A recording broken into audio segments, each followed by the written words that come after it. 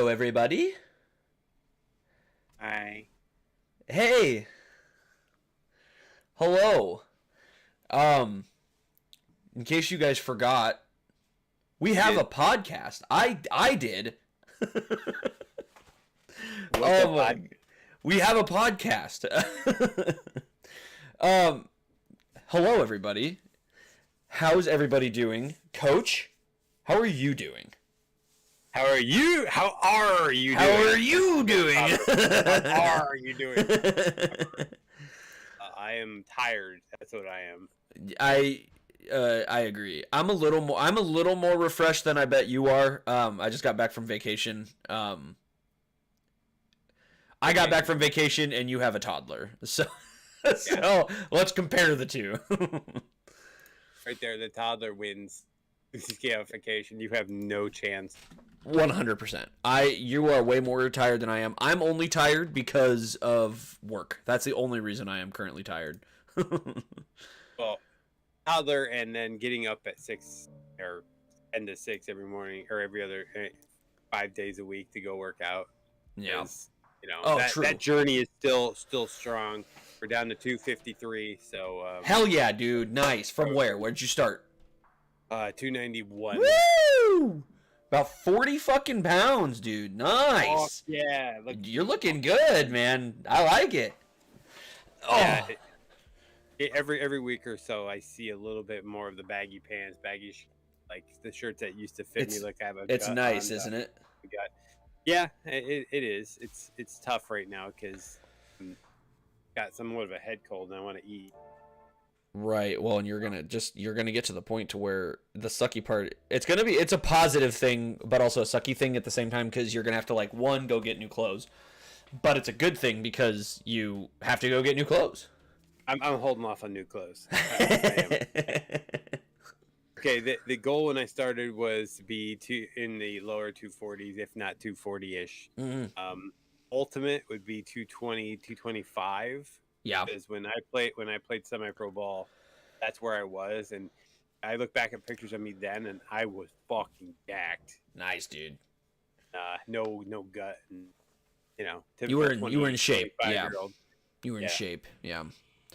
I'm lifting heavier than I've lifted since then. So nice. It's coming along. I'm not gonna.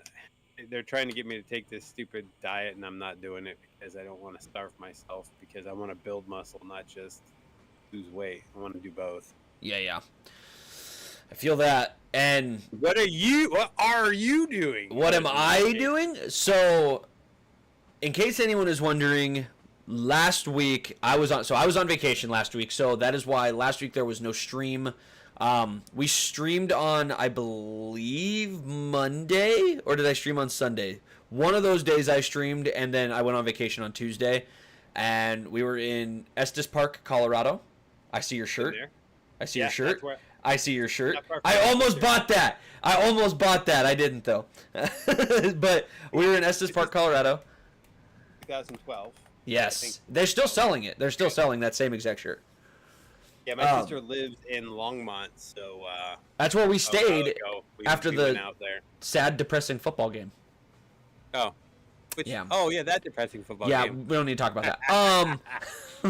No, we stayed. We were in Estes Park. We were there from Tuesday until Friday night. We left Saturday morning, and it was just a day of literally we did, in a sense, nothing in terms of work and stuff like that. We climbed the mountain. We went to the national park. We did mini golf. We just pretty much it was just a week of just relaxing and getting away from our daily lives and what we do every day. So that was nice. And then Saturday we went to Boulder and we went to a tailgate party and we watched the.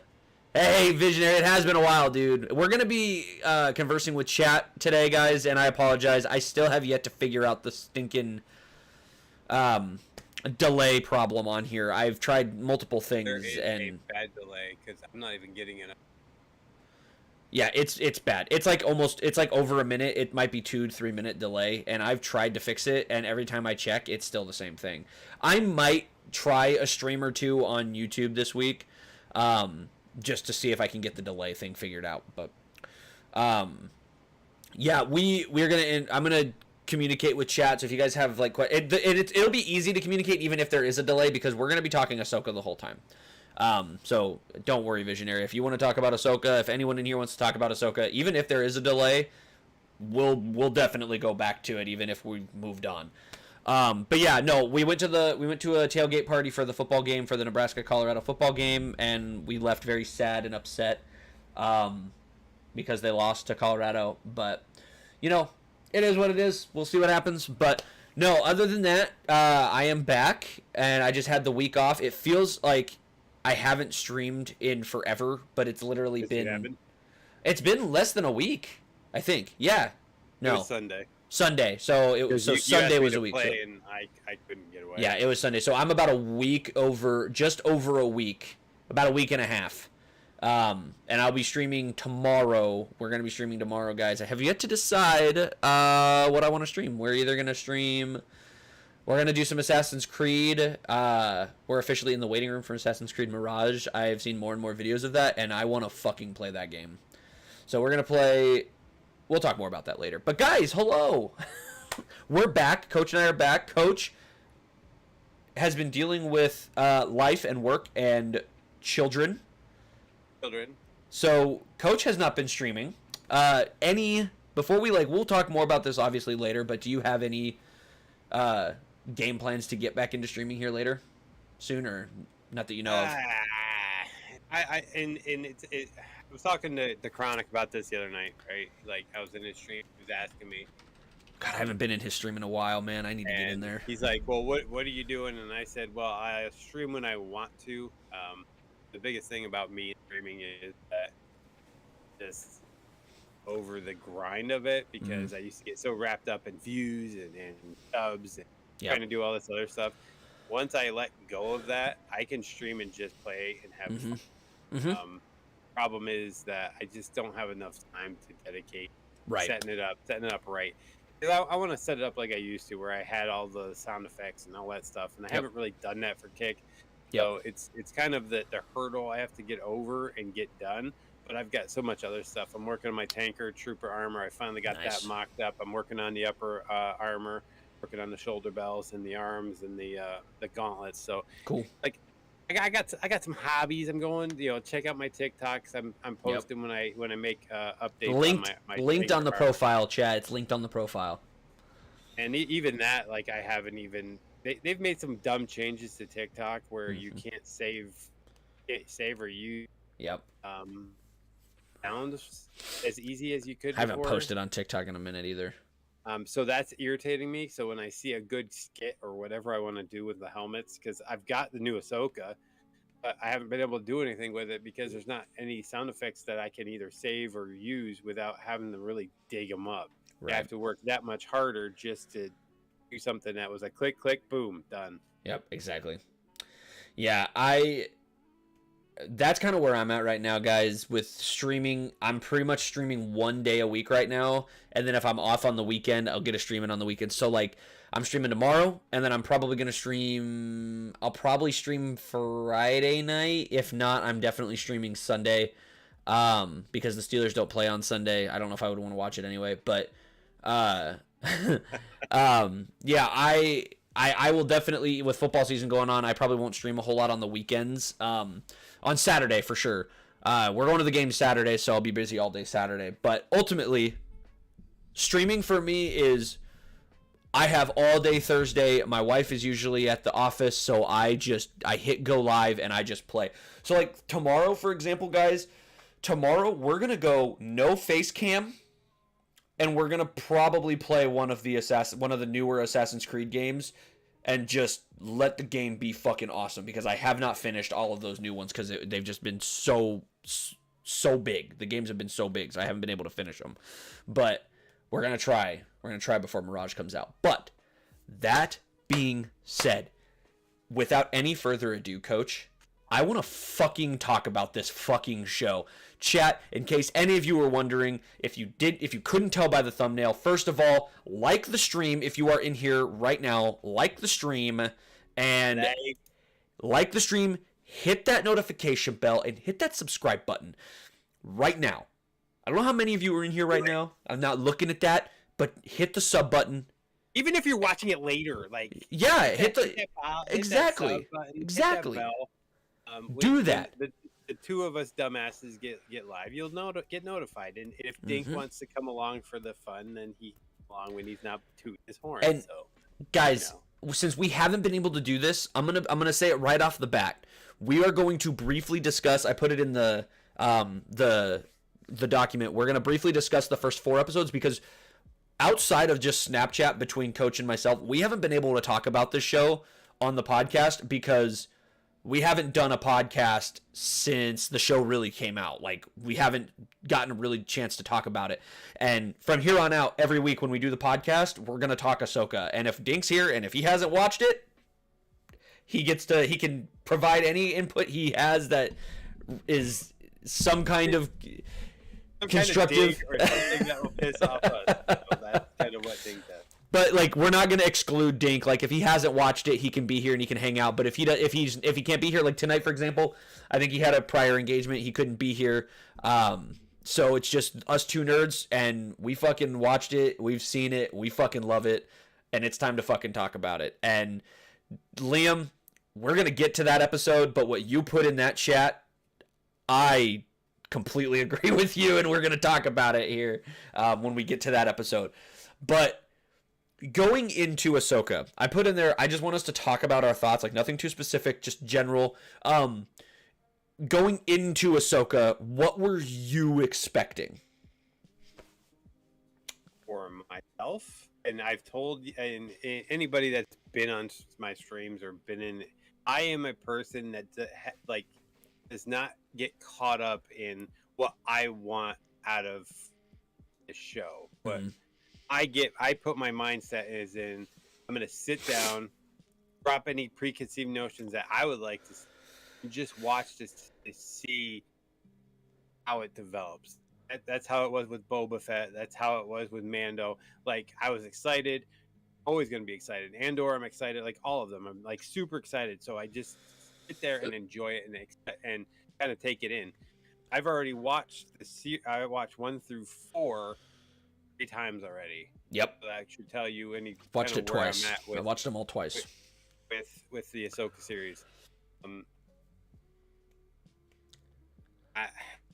not upset. I'm not anything. I'm just weirded out by the Sabine arc with training.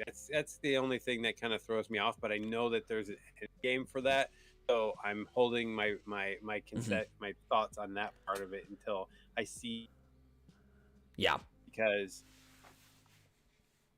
I always dive into stuff like you do. Like, I watch people's reactions. I watch Theory, that douche nugget. I watch a couple other people, and just to see what they're saying compared to how I'm feeling. And it just seems like I'm always the one that's just, and this is the only series where I align with what people are saying, except for Theory with his bashing of other things. Yeah. Overall, I go into it with an open mind, and I just say, "Hey, give me something good, and we're getting something great." Exactly. Going in. Go ahead, finish. Yeah, this is. I mean, we'll get to episode 5, but episodes 1 through 4 are better than season 2 of Mando. To me, I don't disagree with you. Going into it. My base thing was, so I had super high expectations for the show. My expectation, somebody always has an opinion, exactly, Liam, and we'll talk about it because I watched a certain YouTuber, Coach just mentioned him, a certain YouTuber's reaction and seeing some of the people in his comment section. We'll talk about it here in a little bit when we get to episode 5, but ultimately my thoughts going into the show was I had super high expectations, and I can gladly say my expectations have been exceeded. And not only because of episodes 4 and episode 5, but episodes 1 through 3 were good. Like, there was a dip and there was a slow, like, it kind of got a little slow in 3, but it's all part of Dave Filoni's plan, man. And I am in it. I'm in it for the ride. I love it. But ultimately, going into it, my thoughts were just give me good Star Wars. I just want good Star Wars. Andor was good Star Wars. Even though Obi-Wan wasn't my favorite series, I thought it was good Star Wars. And that's another conversation, but like these shows that Filoni and Favreau have been a part of making, they've been good Star Wars. And I was watching a video before we started, and you probably heard it, Coach, but the guy was saying like it's about time they just give Star Wars to Filoni, and I think they will, especially if this show just keeps. I mean, before we dive into the episodes, there's still 3 more episodes, and they're nowhere near an actual conclusion. No, I mean this is the build up to the Heir of the Empire movie, which Filoni's when we get doing. To that point, I'm going to be nuts because Jason will be freaking trained. You'll have hopefully Ezra back. You'll have Sabine with some type of force ability, right? And you'll have a little bit of a Jedi Order there with the 4 of them. Yep. The great part is the sky's the limit with Dave. But here's the thing that bugs me when people say, "Oh, they need to give the keys to Dave completely." Well, they did like 2.5 years ago. Yeah, when they made him head of creative. Dave oversaw Andor. He oversaw Oba. He oversaw Mando. Like, not only is he executive producer, he's the creative director. He is the what's the guy's name for Marvel? Kevin Feige. Yeah, he's like the Feige. He's like Gunn for DC now. He's can control. He's the guy. Yeah. And will tell people if they're out of line. Yep.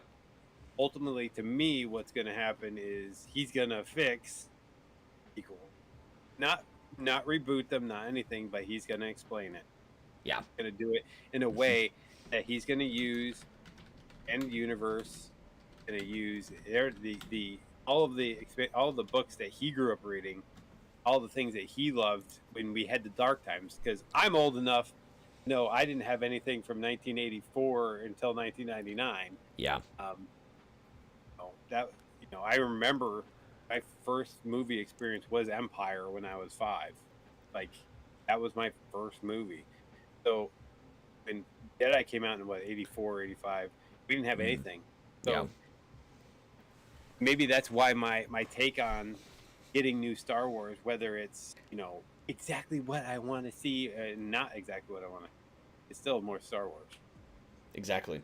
And like I said, just getting in, like, when we can kind of start diving into the episodes and stuff, but it's good. And I want to talk about the first 4 like episodes, and when I said like briefly, I mean like I want to talk about dislikes, what were our negatives, what were our positives.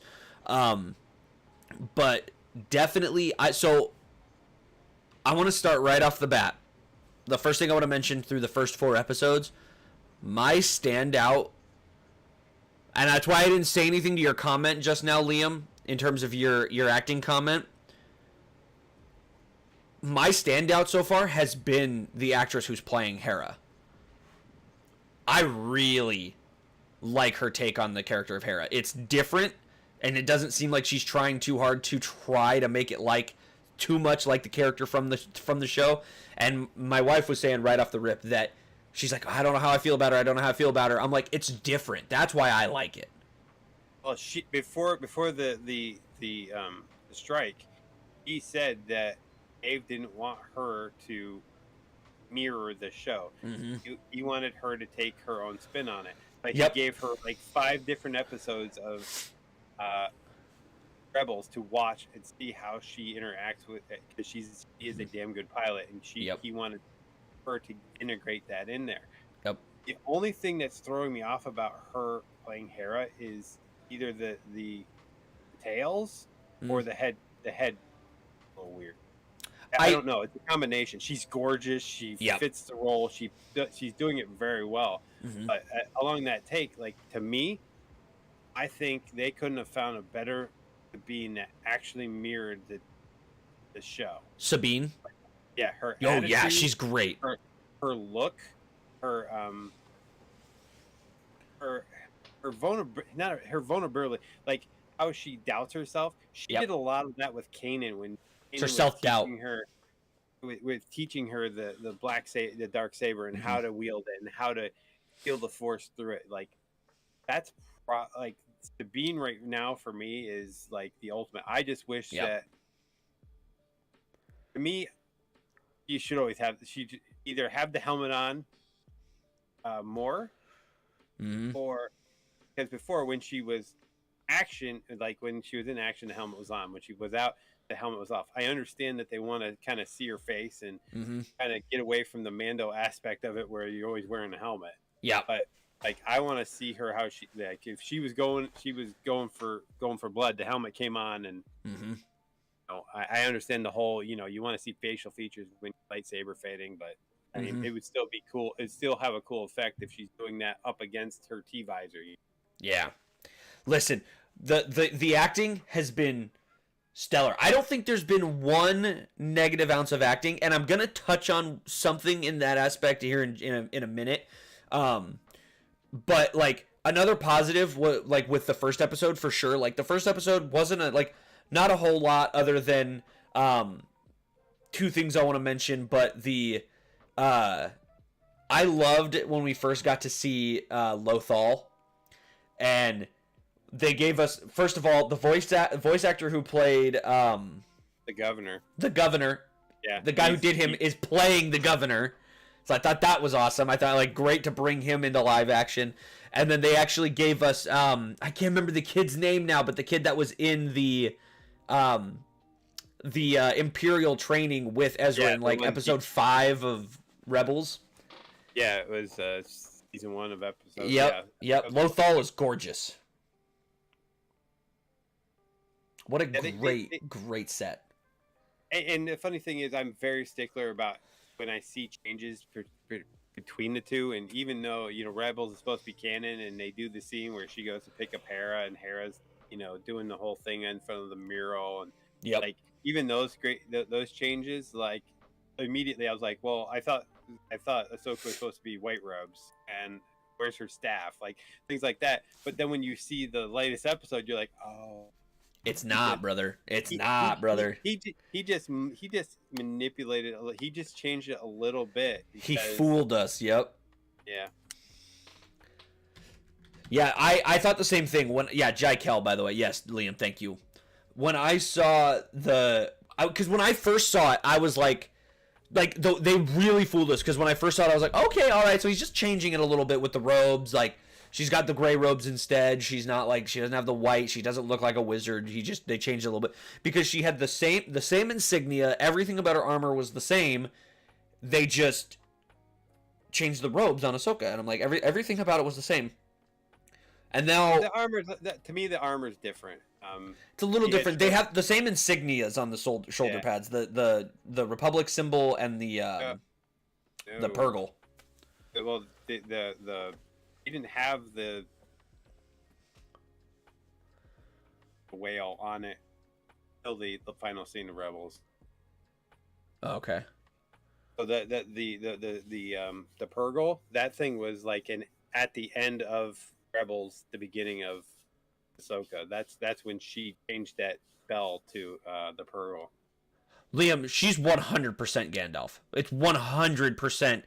He's already said that. I'm not gonna say a ripoff because Filoni has straight up said Ahsoka is the Gandalf of Star Wars. She's got the same character development. If you've read or looked into the backstory of Gandalf, it's Ahsoka and him are the same person basically. It's just one's Star Wars, one's Lord of the Rings. And you can separate them because they are so different.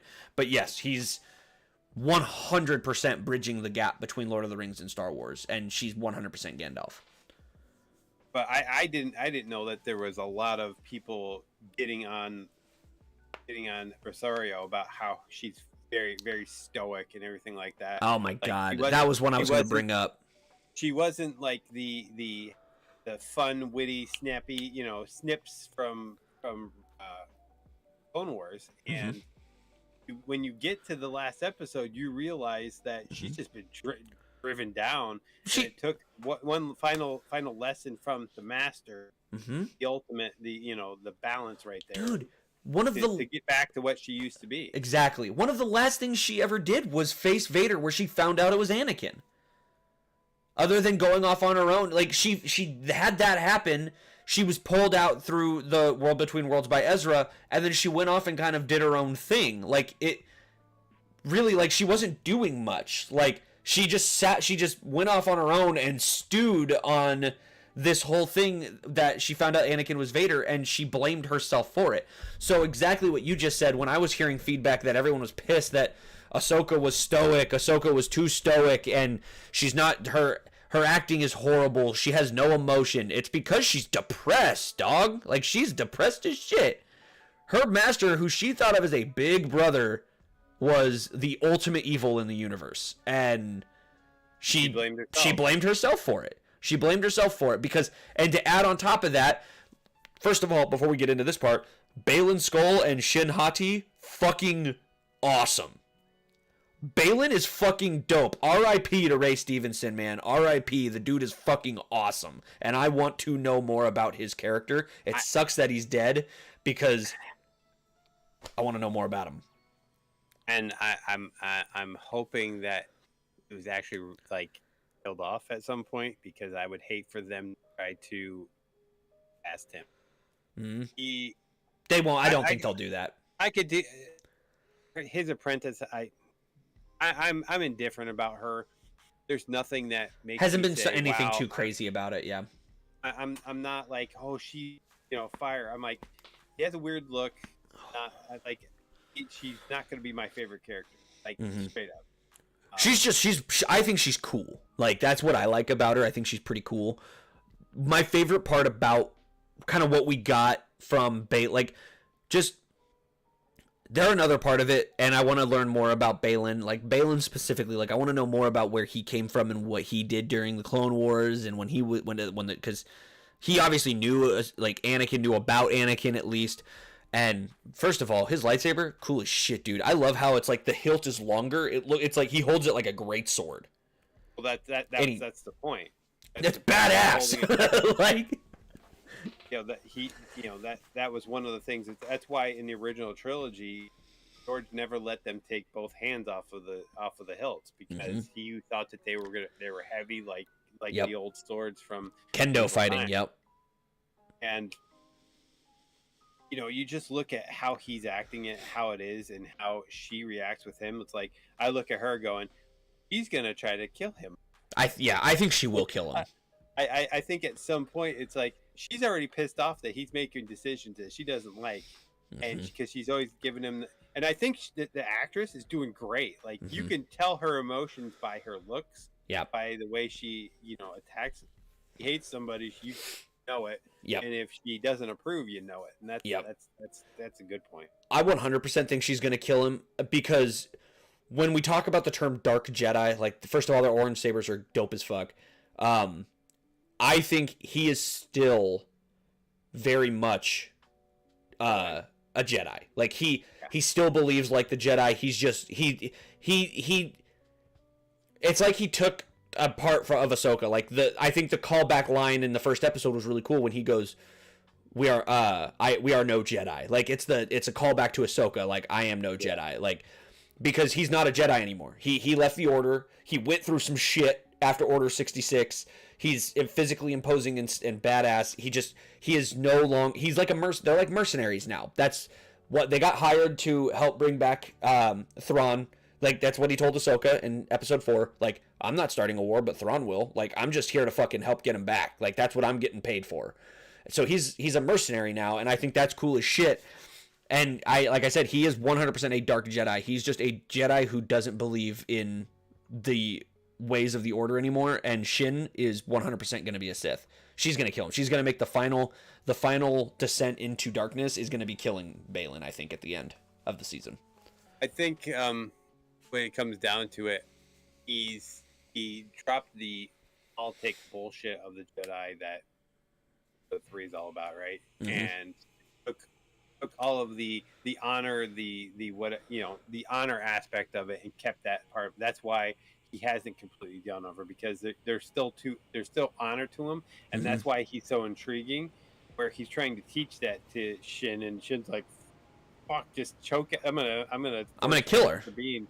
Yeah, he's like, "No, no harm will come to her," and like, and I do think unless it's a sneak attack, Bale would end her quickly. Yeah. No, I mean shit, Balin beat Ahsoka. Now he 100% beat Ahsoka because her feelings got in the way, like her emotions got in the way. But when we're talking about kind of moving through into the story, like really episodes 2 and 3, not a whole lot really to talk about, just kind of what I was looking at. Like episode 2 was really the standout. That's where Hera really stood out to me. Like that was the episode they went to the shipyards, and um we just kind of we got a little bit more of Hera and who she is. And then 3, we finally got to see the like the Senate, the new Senate, which I fucking hate them. And there he is, man. He Well, really you're is. supposed to mate. You're supposed to hate. I know, and Dave Filoni is he's tying it into the sequels because I can't remember what character it was, but for some reason, something in the sequels is sticking in my brain where someone said the incompetency of the Senate did the same thing that the old Senate did when the Empire rose, which is what causes the First Order to rise. And Dave Filoni's doing a beautiful job of putting that into our realm of visuality because the Senate are fucking idiots. And you know Mon Mothma just does not want to be there with them because she knows that they're all idiots, but she can't say anything because it has to be a majority vote because that's what a democracy is. And they are going to 100% give in to the rise of the fucking First Order, and it's going to start with them letting Thrawn back. And it just Well, Dave Filoni's doing such a good job of really bridging this because I'm really seeing how he's going to tie it in. And Hera's dig to the one senator. Oh, it's great. Who's actually the father of the character for the Resistance cartoon show? Great like, line, dude. He's like, you know, that whole like, I fought in the war. I didn't just sit there and wait to see who won. Did you fight in the war, Senator? No. Oh, just sat back and waited to see who came out on top? Like, I love that line, dude. That line is just like... goated. You know, he was digging at her about, you know, her connection with Ezra, and then you're just like, well... Don't you fucking insult her kids. Mm-hmm. Don't you fucking insult her kids. That's her family, bro. It's her fucking family. Like it, dude. Go like that's the episode, and then the second episode where they were at the shipyards. Those 2 episodes back to back really like that's what cemented Hera. And I was really sad to kind of have Hera take a back seat in episode 4. Like she didn't really get to do a whole lot, which was fine. This is a Ahsoka show, but 100%. When we were talking about we're talking about Ahsoka's stoic attitude, like and how, like, you know what? Fuck it. Do we just want to talk about the last 2 episodes? Don't wanna. I mean, man, it's got you know it comes down to you look at the first 3 to 4, right? You're setting up where they're going. Yep. But my hope is that now that you're going to the other galaxy, whatever the called, right? You know, going to Peridia, baby. You don't just take 2 episodes and go over there, and then the final episode you're at Coruscant where Hera's getting drilled by this subcommittee. Yep. Right. I want it to flow where it's kind of meshing together on how he's trying to convince them that this stuff is actually happening. Why would Ahsoka go after him? And it's not just because of Ezra, because to me, yes, she has a connection to Ezra, but Ahsoka doesn't have a huge connection to Ezra like the Ghost Team.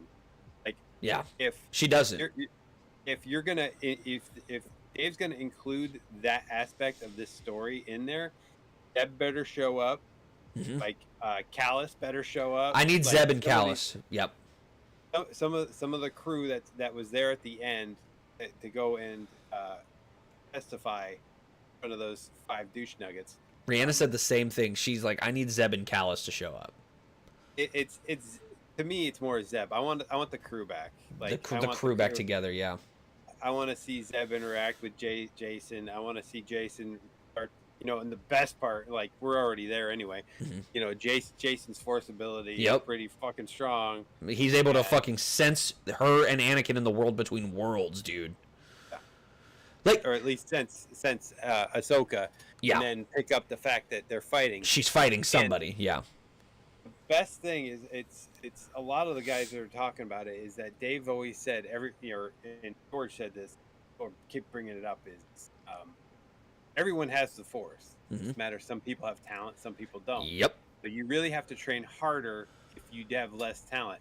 So the fact that Jason was able to fix or to able to, without even trying, get Hera to listen and hear the saber fighting, that is like next level. That's like next level force. Yeah, like, dude.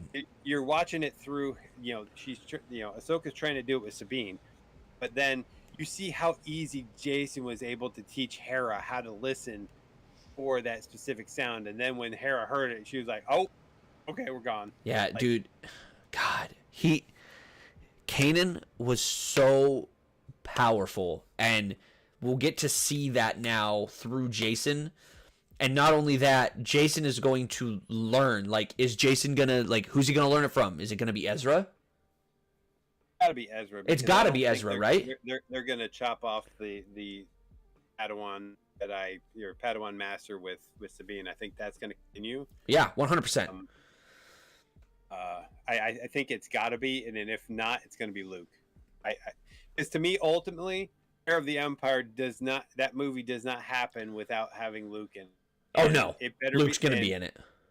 My personal suggestion is I'm really hoping they get Sebastian Stan to do it. 100%. He would fit there like 100%. Just a little digitizing of the face, make it a little more exact. But yeah, 100%. It needs to be Sebastian Stan.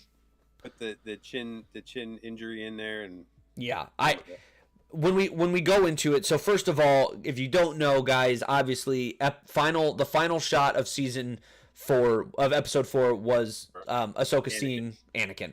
And my only downfall about that episode was when Baylan told Sabine that she felt like Ezra was the only family she had left and she needed to get there to see him.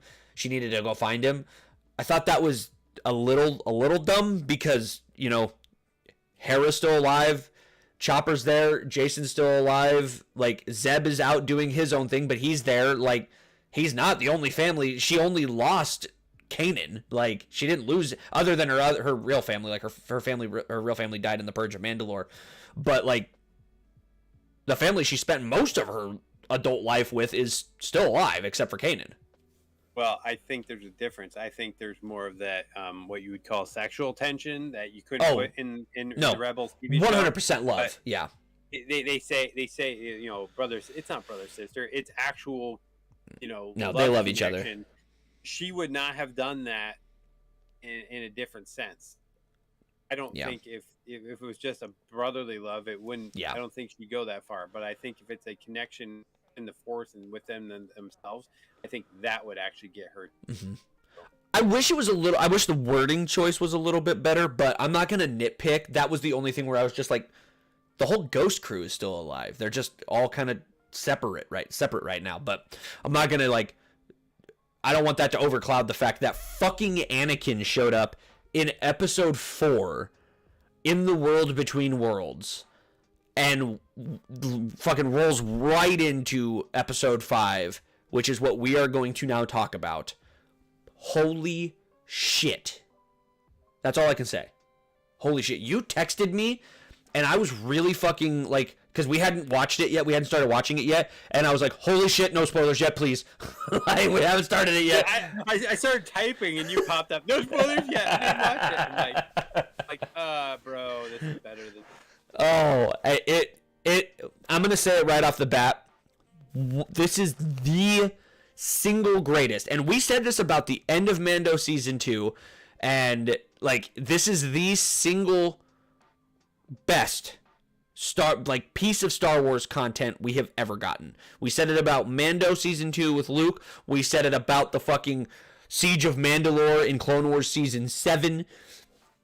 to me, this is one of, if not the best piece of Star Wars content we've ever gotten, was that episode. And I only think it can get better because we still have 3 fucking episodes.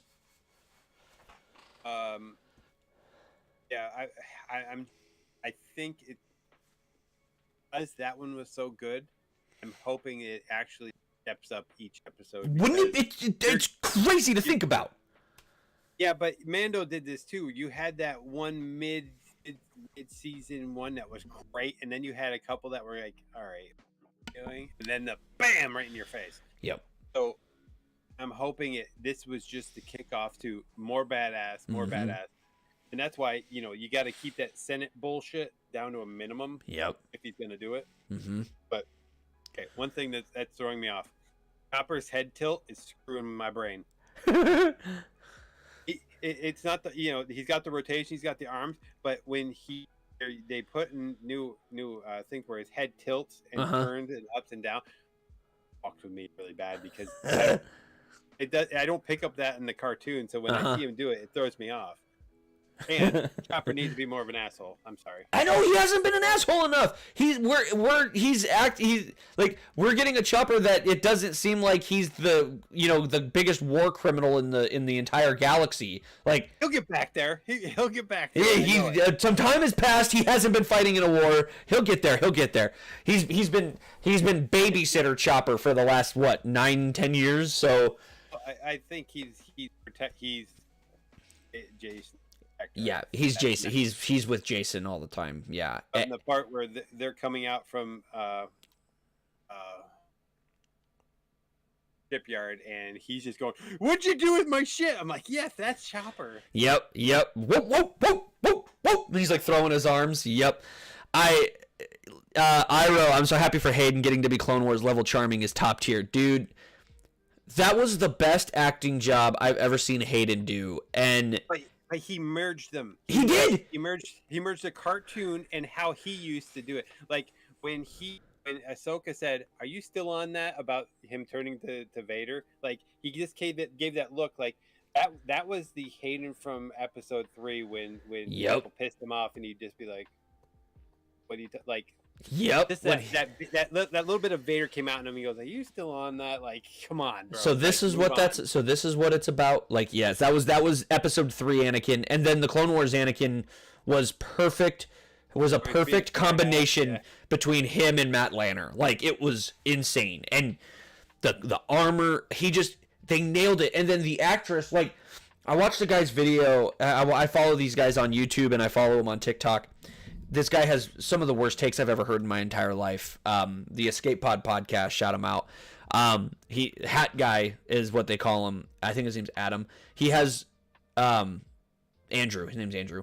He has one of the worst takes. He has some of the worst takes I've ever heard in my entire life. And he didn't like it. He thought Hayden's acting was terrible and all this stuff. And I'm not gonna digress on it enough because it was stupid and I didn't even finish watching his video. And he bitched about the actress that was playing young Ahsoka and how she was too young. I disagree completely. The only thing that bothered me is no reverse grip. Yes. On the hilt. He let her lightsaber. She would in the cartoon. She would have been 100% reverse grip. The second it turned on. Yep. Like, that was the only thing that threw me off. I thought she was perfect. I thought that too. Yep.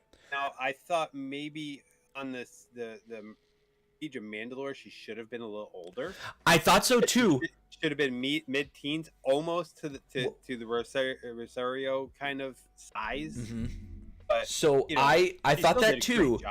But I did look some stuff up in that Battle of Ryloth where we first saw her with Clone Wars Anakin with the armor. She was, I think, 13 in that battle. And that actress is 13-ish, 13, 14, 15-ish. Yeah. And in Siege of Mandalore, she is 16, 17. And that actress, I think, is right in there. I think they de-aged her a tiny bit when she played young Ahsoka because that was young Gamora in Infinity War.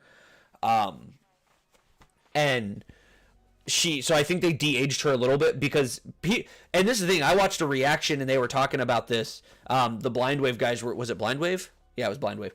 They were talking about how people forget how young Ahsoka actually was. Like, because it's so hard to tell in animation.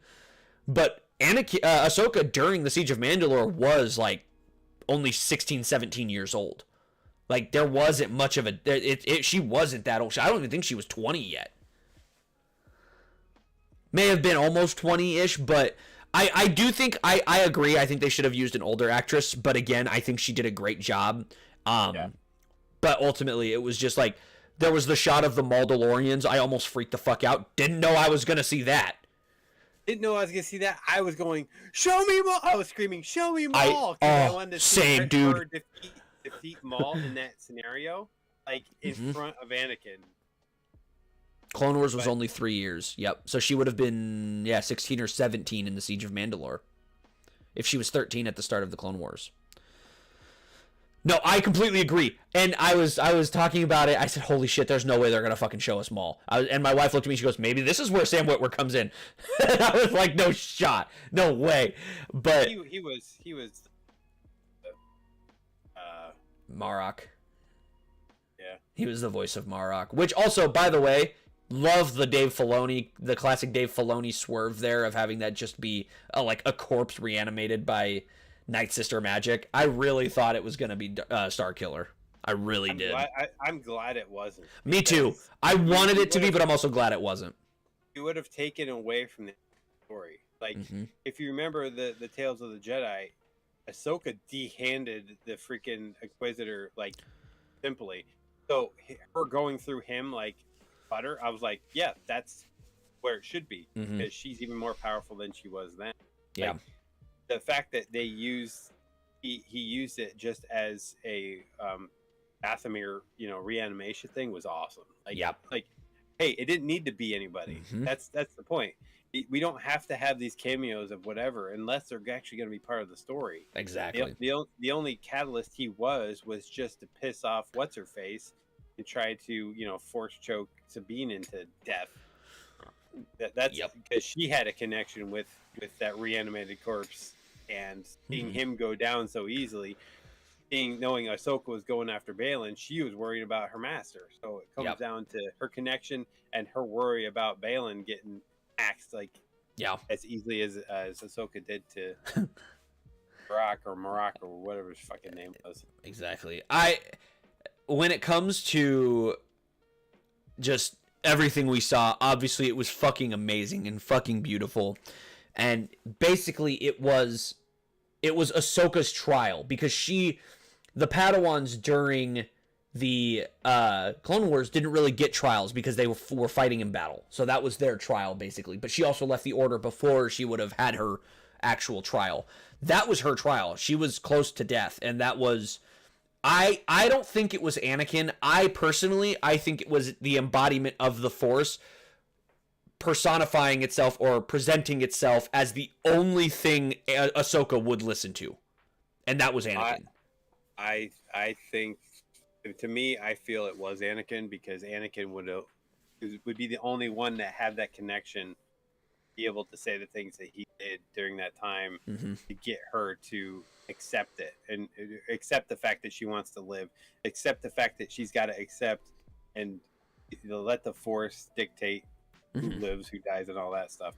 Like, I really do think it was him. And one of the YouTubers, I don't remember the name, but I was going through stuff, and he said something about it's when he merged into the Force, he became the father in the balance, right? So the son's still there. He's there to balance out the son because the son's still around. Yeah.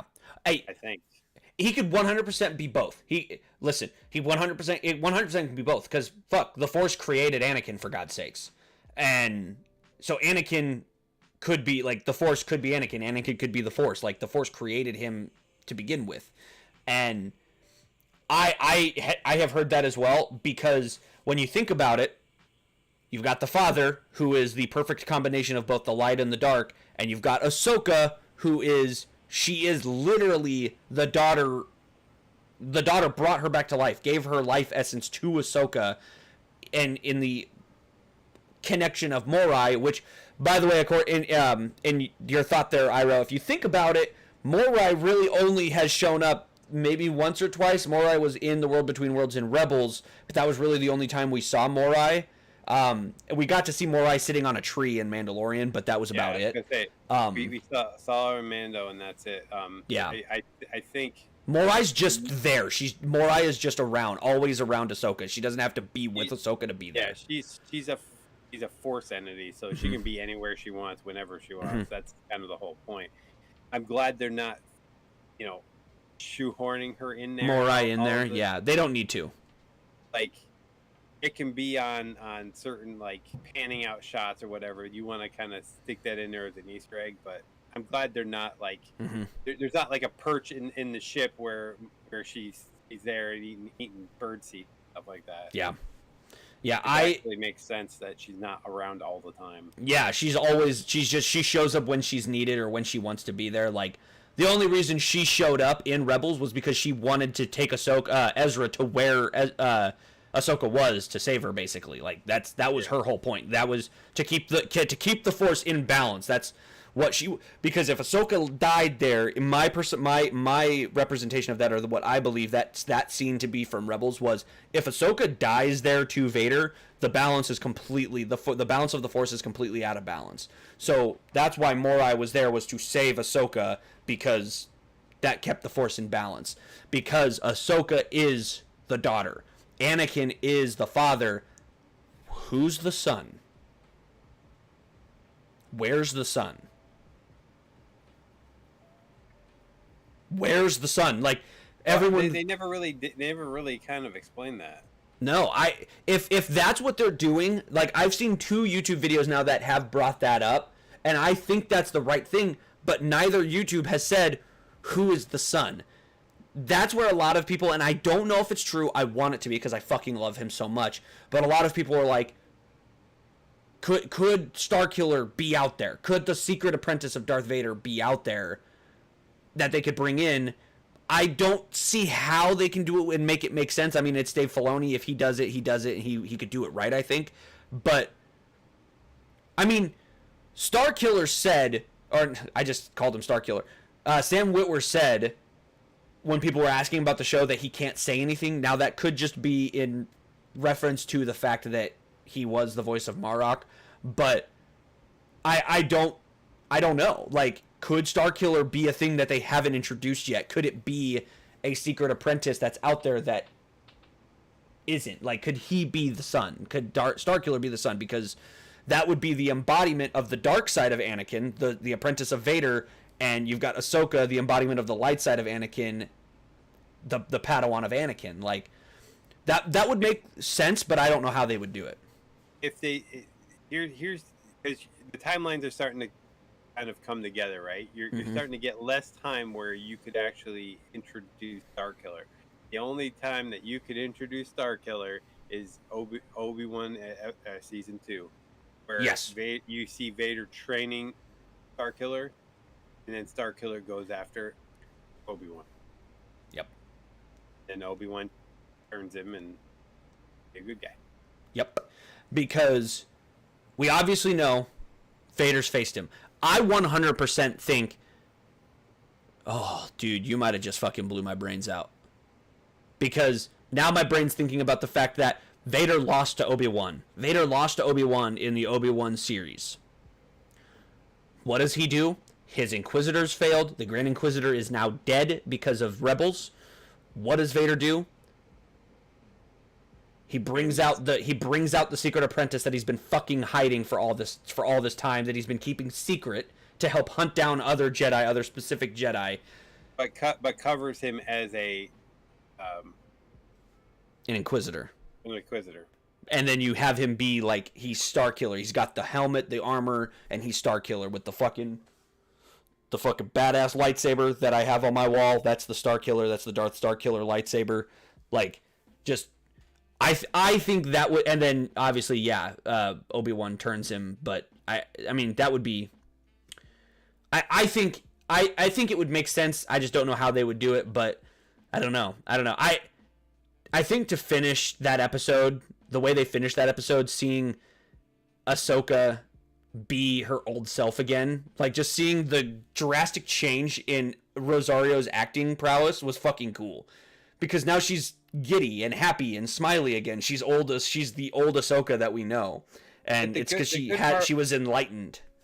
The good part is that he would bring bits and pieces. Some of the smirks and over the shoulder looks that they used to do, and like that was still there. Mm-hmm. Some of the mannerisms are still there. How she folds her arms are the same. Yep. Like when she, when she talks to people, and all of those things that she really did her homework on, just basically how she walks, talks. Yep. And getting her back to her being a smartass a little bit. Yep. I'm hoping that actually becomes a thing. Oh, I'm sure it will be. The best thing is hearing freaking Hayden Christensen call her Snips more than once. Oh God, that was so good. Like calling her Snips like before she sees him, and then as he's about to make her die or fight, kind of a thing, he says it again. I'm just like, yeah, that feels good. It was the conversation during the Clone Wars, the Battle of Ryloth, where he was like, do you even want a Padawan? What kind of question is that? I mean, teaching's not all that cracked up to be. She's like, what? He's like, I'm kidding. You're joking at a time like this? What, do you want me to be serious? Like, it was just such great like that's exactly how they were in the show, and it was so good. Such a perfect mix of Hayden and Matt Lanner, and then that young actress fucking killed it, dude. She nailed young Ahsoka. The sassiness. They were saying that was her first battle. That was her first battle. She led people. Yes. That wasn't her first battle. Her first battle was Crystalsis. Mm-hmm. Her and it went and took out the. Yep. The that was the and I remember hearing someone say that too, and I said the same thing. I put in the comments on their video. I said that wasn't her first battle. She said like, go back and listen to her line. She says, this is one of our first battles. This is the Battle of Ryloth, where Anakin let her make the call, and she got people killed. And that was where she really started to realize she doesn't want to be a soldier, and that's what she's been training Sabine to be, a soldier. So that was the lesson of Anakin's teaching her the lesson of, don't do what I had to do to teach you. All I ever taught you about was killing and fighting. That's what it didn't help me. But I was trained by Obi-Wan to be a keeper of the peace. We need to get back to that. That's what the Jedi need to get back to. Keepers of the peace, peaceful, like just being good people. And I just always think about, like, he kept mentioning Obi-Wan and his master. I'm just like, God, Qui-Gon and Ahsoka would have fucking loved each other, dude. Oh my God, they would have gotten along. The part where I was so jacked about was seeing Rex in phase 1 and phase 2 armor, and going, please tell me you're gonna get a line more than just what he had. Like, I was so jacked to see him in live action with real armor, like, and he got one line. And he got one line, and I'm like, oh, I still think we're gonna see more Rex, though. I'm not upset about it. I am thrilled I got to see him live action. But I'm like, okay, so tell me there's a chance we can get old Captain Rex. Oh, we will. By the end of the season, we will. With the crew. I think the end of the season, the whole crew is gonna be together. I just don't know how he's still alive, to be honest. Like, I mean, if he was, I don't know how much longer this is past Endor, but he was alive in Endor. So, how long was it between? It was what, 10 years before Rebels? Yes. So he was technically like 5 years old, but whatever. But in his early 20s. Mm. So by the time he was in Rebels, he's in his 40s. By the time you get to Return of the Jedi, which is he's on that moon team. Mm-hmm. He's got to be in his 60s. Mm-hmm. So you add another 5 to 10 years onto that, he's into his 70s, and he's going to be a geriatric with a hoverboard. Hey man, I just looked back at that homeless trooper that was in Obi-Wan, and just how old and withered he looked. I'm like, just make him look like that, except he's just got the beard and he's bald still. Like, just give him a few more wrinkles. He's really old, but he's still old Rex. I need him to be old, witty, badass Rex. Maybe he doesn't do much fighting anymore, but that's what I mean. Like, maybe he's just there to like, if we get the Coruscant thing, like the whole team comes back together, and maybe somehow, some way, they all get back together to go do their thing. But I'm just like, when we talk about where we think this is gonna go, because first of all, her white robes in live action look fucking badass, and we are going to get that scene again. I think. I don't know how they're gonna do it, but they're going to the next galaxy. Where are we going from here? What is going to happen these next 3 episodes? All I know and all I can assume, somewhere in these 3 episodes, we're getting Thrawn. I don't know what to expect with this other galaxy. This is the first time Star Wars has left the galaxy that we know and have been in for what? 50 years, 60 years? We've never left this galaxy, and they're about to go to another fucking galaxy that we've never seen before. What are we gonna get? What are these, like, there's all the crazy people out there that are like, oh, multiverse, it's gonna be, the galaxy is the same galaxy, it's just a different universe, like it's a multiverse, just like there's different Batman and stuff like that. And I'm like, it's just a different part of the universe. I think they're gonna introduce a lot of maybe premises of I don't remember the name of the species, but they were like the original, they had those weird cone eyes. Oh, Yuzhan Vong. The Yuzhan Vong. Yeah, those guys. Like, I think you'll get that. That'll be your first introduction into this new galaxy. Like, they're gonna be the ancient species that brought everything to what we call the current, Skywalker legacy. I think this galaxy is older than the one we've been in.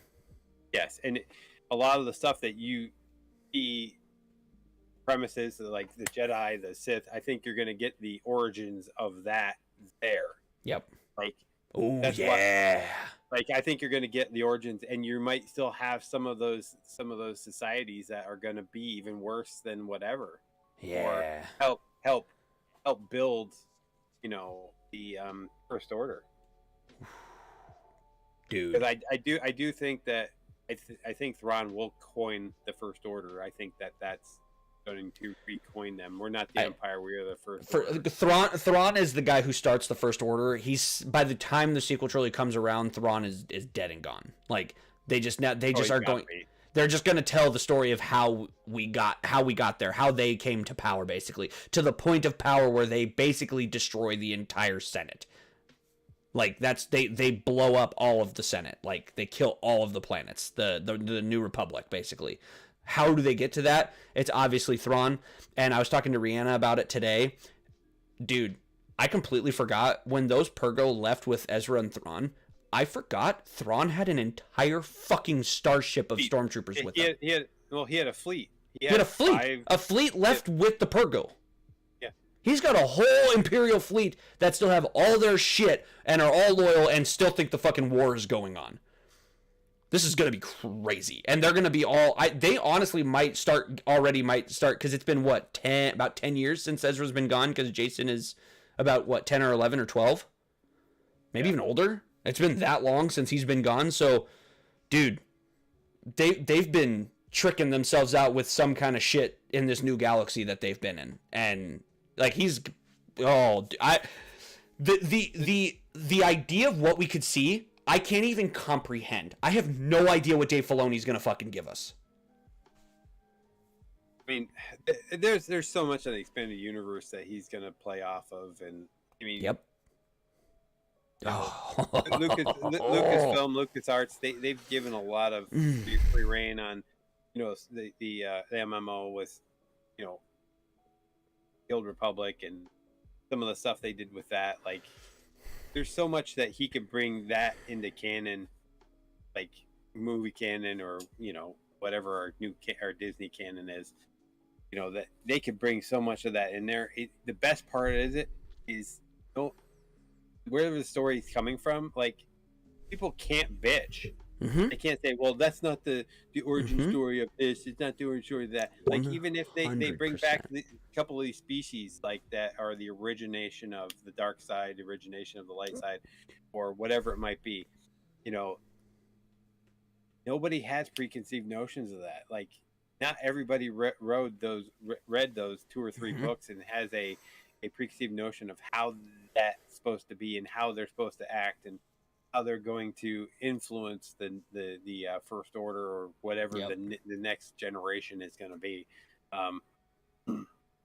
And that's the exciting part. Like everything that they've been adding, new characters, whatever it might be. Some of them are strategic. Some of them are just fan service, and fan service is fine. Like that one character's father being on the subcommittee. Like they didn't need to do that, but they said, "Hey, we have this show out here with this guy that used to be a senator, died in episode 7. You know, let's tie that in by bringing him into this aspect." Like there's like so much thought in. Yeah. Not that I love that cartoon, but I watched it. I enjoyed it. I thought it. At the end of the day, it was meaningless because it really didn't do anything. But having that all tied in, having new characters within that, like what just makes me so sad is that Bale's not going to blast past season 1 because he can't. Yeah.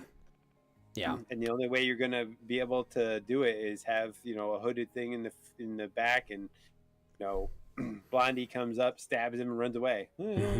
Yeah, and I don't know how, because I know he finished the season. Like, he was able to get all his stuff filmed. He was able to get all that done. So I don't know how they're going to end it for him. I do think he's gonna die.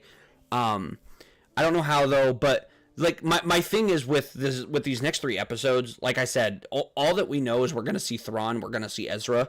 But fuck when? Like I'm almost like we ended episode 4 with Ahsoka seeing Anakin. I was incredibly excited for episode 5. I'm almost more excited for episode 6 next week because I have no idea what they're going to do. They are now, Ahsoka and Hu Yang are now on their way to the fucking new galaxy, and we got no idea. I have no idea what I'm going to see. Are we going to see Yuuzhan Vong new, like, are we going to see expanded universe stuff? Are we going to see, like, where does this play into? Is Ezra good? Is Ezra working with Thrawn? Like, my wife, it has almost physically hit me when I say Ezra's probably not very good right now. He's been with Thrawn for almost 15 years. I think Ezra is not going to be what you think he is, but I also think it could be a lot like Luke was, where he was Ron kicked his ass out in some planet and just said, "See ya." That's kind of what I hope. But also, I wouldn't mind him just say, "Hey, I'll work with you to get back to the original galaxy and what we need to do that." And I could see that too. Honestly, I don't care. Just give me Ezra and give me not necessarily a redemption story, because I don't need one. Because I think Ezra should be well beyond having to be resurrected. But he won't need to be redeemed, even if he is semi-evil because he's with Thrawn. But I think it's a means to an end with Thrawn for him. I think he'll be more on the lines of Soul. Like he'll be that kind of Jedi, but he'll have to do what he needs to do to be able to get back to his galaxy, get back to his family. 100%. I think this is all going to lead to, in the movie Heir to the Empire, Luke's Jedi Order is going to be Ahsoka, Ezra. God, I hope they bring in Quinlan. I fucking hope they bring in Quinlan. I think, but Quinlan would be pretty old at this point. He would be. But I hope it's like Ahsoka, Ezra, Cal, like somehow, some way, and we've got these young kids, and they're bringing in these young Jedi, like, to learn from Luke, and that's where the new order is started. And I hope that somehow we're gonna get there, and it would make sense. And but yeah, when I put in the notes where we think it could go from here, I put that in there kind of jokingly because I don't have a fucking idea. I have no idea. I just know we're gonna see Thrawn and Ezra, and I'm just super excited to go 7 days, and every day I'm going, no fucking idea, and I'm happy for it. Like, I haven't felt that way about a show in a long time. Well, here's the thing: do you feel like the season will end on a high note or a low note, because I feel if it ends on a low note, that something happens, or the devastation where they have to start to build together. I Mm-hmm. my thing is, how do you wrap up Ahsoka season 1 without being doom and gloom, or saying, "Hey, we've won this battle, but Mm-hmm. the war is still coming." Kind of Mm-hmm. like the Infinity War. Yeah. So it's a great question. I think it ends on an ominous note. And what I mean by that is I think it ends with Thrawn returning. With Thrawn's return as heir to the Empire. I think it ends with him and their fleet, whatever it's consisting of, returning. And basically Ahsoka is on his tail, like basically chasing him, and I don't know how. Again, don't have no idea, but I think it somehow ends with Thrawn returning. But I I don't know. think, And man, now that you mention it, I think if it's going to end, it's going to end with Thrawn. The Dark Council. that were in Mandalorian. He'll be back in episode 7, but episode 8 will be where he is like bringing these guys together and making them loyal. Mm-hmm. Where you'll see all of a sudden the remnants of the Empire become one. The remnants of the Empire that's still alive in our galaxy all come together, Yep. become one to join his fleet that he's bringing to take over the galaxy again.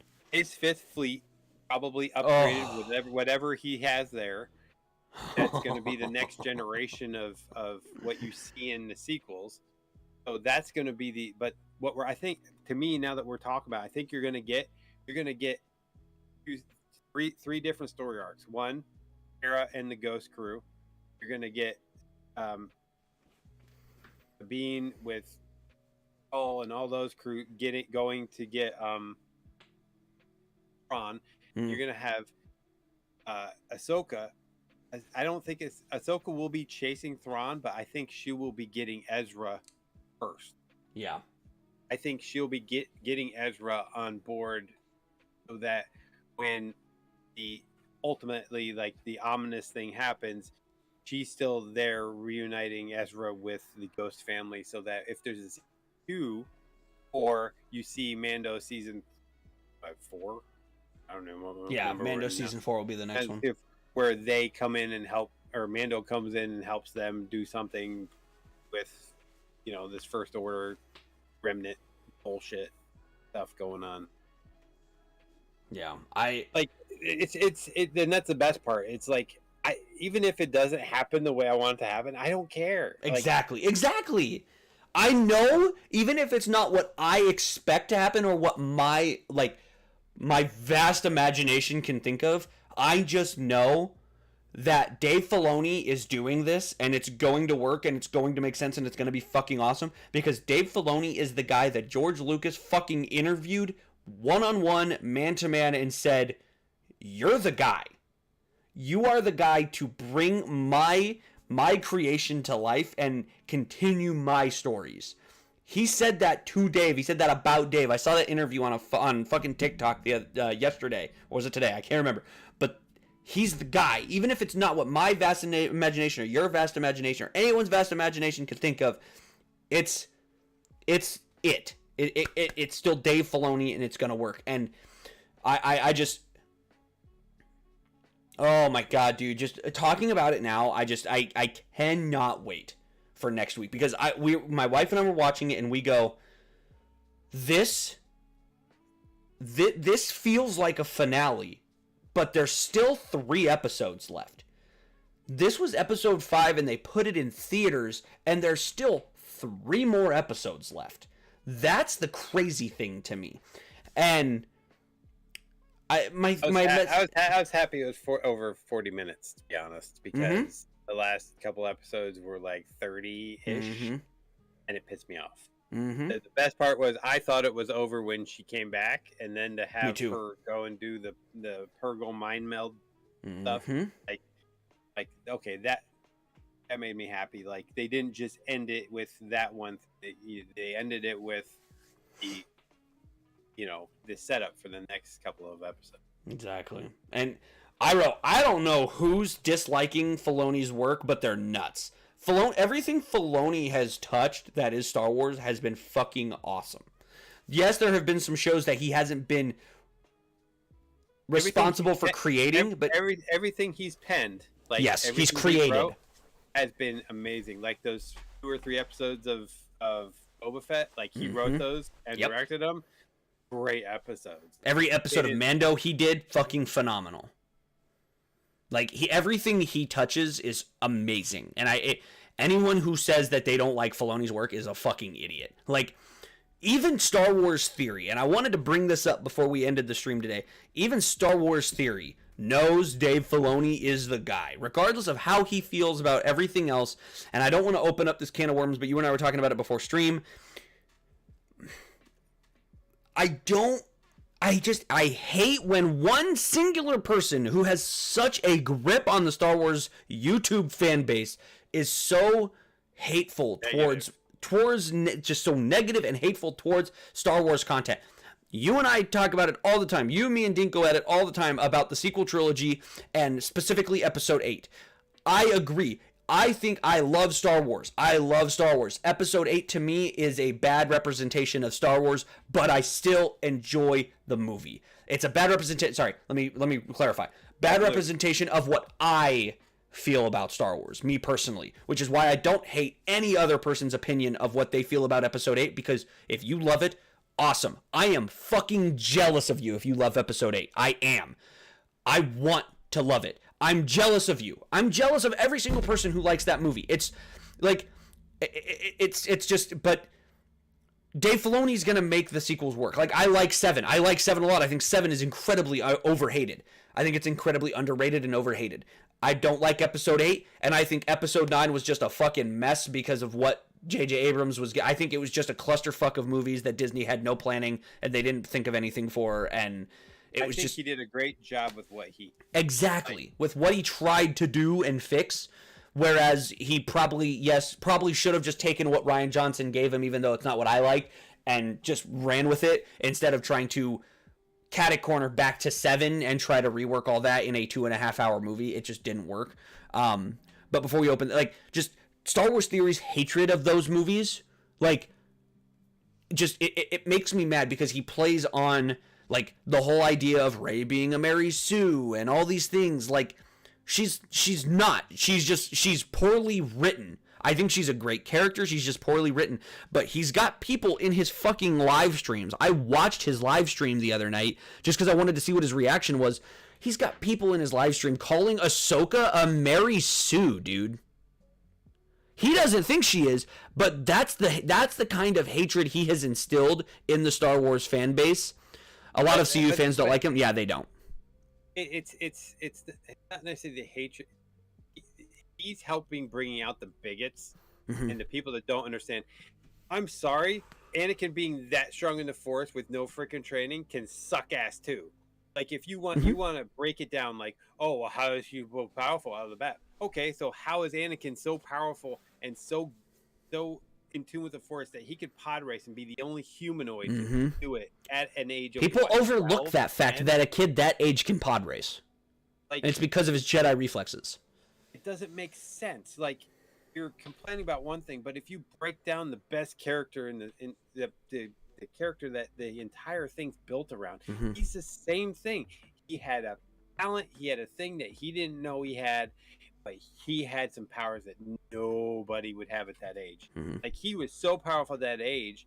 Like, I'd love to have a thing of watching like somebody that looks like Jake Lloyd go through like the training and how probably the other kids were envious of this dude because he just didn't do anything and was better than all of them. Like you have to look at this too, and people overlook the fact that she's technically the granddaughter of Palpatine. Oh, yeah. Actually, no, I'm sorry, not the granddaughter. She's technically his daughter. Yeah, because the son was a genetic clone of Palpatine. So she is technically Palpatine's daughter. So in a sense, the most powerful Sith, well, one of the most powerful Siths, depends on who you ask, daughter would be that powerful. She would be powerful. And I don't disagree with a lot of people that say it kind of comes out of nowhere, because I agree. I'm the same way you just said about Anakin. I have that same, but again, it's fucking Star Wars, dude. It's Star Wars. Let it be Star Wars. My only problem with those movies is it's just the writing was not very good. That's my biggest problem with those movies. The writing's not very good, and it bothers me. And again, I don't want to open the can of worms. We've talked about this so many times. But it bothers me when one person thinks they're bigger than Star Wars, and that's kind of what I got from Rian Johnson, the way he interpreted that movie.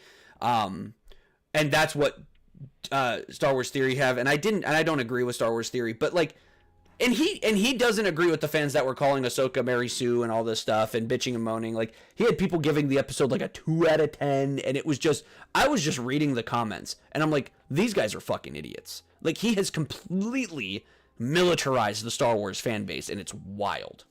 But I would say he's toxified the Disney aspect of Star Wars. Like, the Disney aspect. It's not just the sequels he hates. He hates Andor. He hates Boba Fett. He hates, which is crazy. Andor is fucking awesome. I mean, what his biggest thing where he was getting hate for was screws and bolts. Yeah, bolts and he got so much backlash for that. And I when he posts stuff on Twitter, I will casually just sometimes reply to say, you know, sometimes when you have stupid takes, like, that's not Star Wars. It is Star Wars. It's just not what you think Star Wars should be. And that's not what Star Wars is. Star Wars is what we're getting in Andor and Boba Fett and Mando. If you don't like it, it's okay. You can say you don't like it, but for you to bag on it saying, well, that's not Star Wars. That is what we call a lame person's freaking argument when they don't have anything good to say or have any actually constructive criticism for it. You know, somebody just automatically going, "Oh, Mary Sue," shut the hell up. That's not even a good argument. You could say, "Oh, Luke was badly written in Episode 8."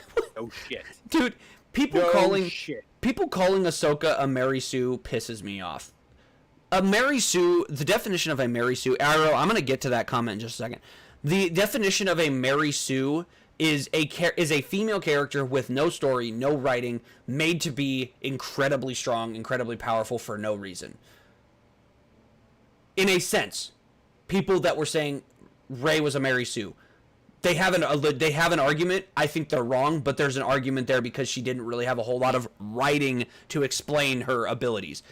Anakin had the story because of the Vader stuff, and then you kind of tie it in, but in a sense, Anakin, like, yes. So they are in very, very similar. Ahsoka is not a Mary Sue, because the Clone Wars exist. Like, Clone Wars exists, Rebels exist, books exist. She's not a Mary Sue. If you think Ahsoka's a Mary Sue, you're a fucking moron, and I don't care if it's your opinion, it's fucking wrong. And that's the bottom line. It's wrong. It's wrong. If Ahsoka is a Mary Sue, you're an idiot and you're wrong. I will not back down from that. You're wrong.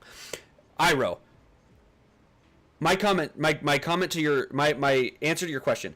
Personally, I don't like the whole galaxy as a factory reset to Empire versus Rebellion after Episode 6. Galactic-wide dark side threats really kind of makes Anakin's prophecy pointless, in my opinion. But if he's supposed to bring balance to the Force, doesn't balance mean equal parts good, equal parts bad, always kind of jarring for the middle? That's how there's balance. So there's always if there's good, there's always going to be bad to counteract it. It has to be there. Balance doesn't mean always good, because then there's no balance. It doesn't mean all bad, because there's no balance. If there's always fighting, it's balanced. Hopefully you can live in peace and the bad aren't fighting, but there's always going to rise up, and then you hope the light comes up to meet it, or the light is taking over and the dark comes up to meet it. That's just like the Old Republic. No, Snoke said it, right? He goes, where the dark side grows, the light grows to match it. Like, Snoke said that. Like, that, I think that was that Rian Johnson? Yeah, it was Rian Johnson. Actually, he's the one that said that. You know, when the dark gets strong, the light will rise to, and he thought that to was meet Luke, it. That it was Rey. So in a sense, Skywalker was reduced by the Force to reduce the light side of the Force to bring the dark side up to match it, but then his job was also to fix the dark side so that the dark side ended up equal to the light side. So that's how you got to Episode 6. So That's why he was the chosen one. He fixed the balance, and then the balance tipped to the dark side, and then he had to tip it back to balance. mm-hmm. So you have maybe 1,000 Jedi. You have, all Mm-hmm. these, zealots that follow Palpatine that help balance each other out. To counteract the not according to Lucas and Filoni, I wrote, then why are they doing it? Why is Filoni doing it? And you can argue Filoni didn't make the sequels to where the First Order rose and the light sides are rising to meet it. I will take that. From the reports, he was in those meetings and was dead against a lot of that stuff. One of them was Luke. Oh, like now Filoni was against it? Oh yeah, no, I know. From what I've heard, like not Filoni has not said it publicly or anything like that, but from the reports that you see, multiple people freaking come out and say that Filoni was not necessarily, I wouldn't say irate, but it was very against how they wanted to do it. But the people that they should be calling Mary Sue that leads Lucasfilm, she's the one that said, yes, this is a good direction. Mm-hmm. She can pound it. The light side of the Force is propagated by selfless action, by living in balance, by overcoming our fears. The Force naturally exists in balance. Right. But there is also the dark side of the Force. You can say the light side of the Force is propagated by selfless action, by living in balance, by overcoming our fears. The Force naturally exists in balance. I completely agree. But there's a yin and yang to the galaxy, to the universe. Like, there's going to be light and there's going to be dark. What about the dark side of the Force? They wouldn't, like, Lucas wouldn't have created the dark side of the Force if the light side of the Force was all that was needed for there to be balance. That's what happens to, see, you go back and you look at the Old Republic, that's what happened in the Old Republic. The light side they were in it, man. They ruled. They were the Jedi. They were in it, man. They ruled everything. And what happened? The Sith rose to meet them. Sith take over again. And then the Jedi come back. They meet it. The Jedi win, and we get the High Republic. What happens? The Sith rise again, and we get the Phantom Menace. What happens? Dark side wins in Episode 3. Now we have the dark side is ruling again with the Empire. What happens? Luke, Obi-Wan, the light side rise to meet it, and you've got the rebellion taking on the Empire. They win. You have the rebellion is now the New Republic. The Jedi are in. Luke is in. Leia is in. They are ruling the galaxy. What happens? Thrawn comes back. First Order rises. Dark side rises to meet it. There's always going to be balance. There's always going to be balance. That's always what happens. There's no way around it. Anakin's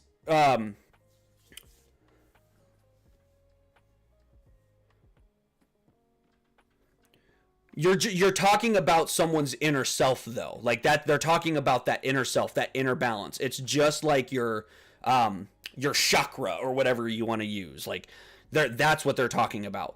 Being the light side of the Force, you are in balance. If you go to the dark side of the Force, you are out of balance. I'm just talking about the overarching light side, dark side. There's always going to be a vying for the middle. That's why there's the Father, the Son, and the Daughter. There's always two, and then there's the thing in the middle.